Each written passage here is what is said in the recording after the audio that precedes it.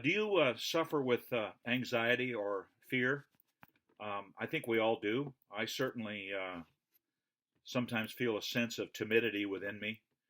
You can put on a facade, shows you to be confident and fearless and unafraid, when in fact inside maybe that is not so much the case. I've dealt with this whole concept pretty much all my life, and a verse in Second Timothy has always intrigued me. When Paul, writing to Timothy, a young pastor in the day in which Paul was serving Christ, um, Paul writes these words. He says, God has not given us a spirit of fear, but of power and of love and of self control. Timothy apparently dealt with timidity, and Paul is encouraging him. And he says, first of all, God has not given us a spirit of fear.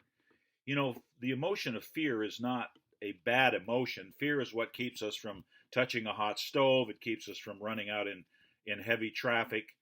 But there's a side of fear that is a debilitating fear that keeps us from being what we can be potentially. Fear of the future, fear of the unknown, fear of people, fear of what people think.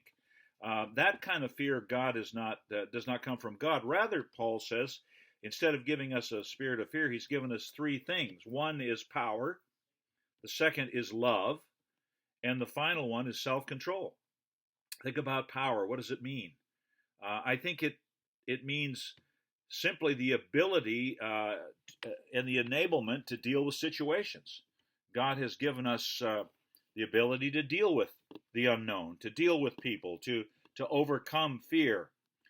Secondly, he's given us a spirit of love. What love? That's an interesting concept. We talk about lots of love songs. I think it's the ability to love what Jesus told us to do, love our enemies. How do you love your enemies? That's a God-given love, loving people who are your enemies, loving people who have taken advantage of you, who have rejected you, who have done you wrong. It is a God-given ability to love them. That doesn't mean you have to like them. Doesn't mean you have to trust them. Doesn't mean you have to spend time with them.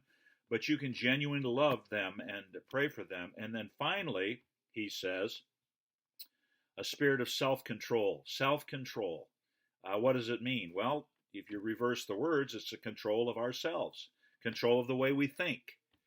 So many times our minds are filled with negativity and turmoil, and we stew over things, but we have the ability to control how we think. Paul wrote in Philippians, whatsoever things are pure, whatsoever things are true, whatsoever things are lovely, think about these things. Choose to think about the positive. Controlling our mind is controlling our body.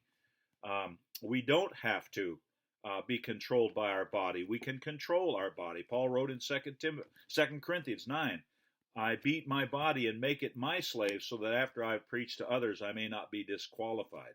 It is the control of our body. It's the control of how we spend money. So many people get in horrific debt because they've got to buy everything under the sun, and there's nothing worse than to be in debt and to do not have the means to pay our bills. So God has not given us a spirit of fear. He's given us a spirit of power or ability or an enablement.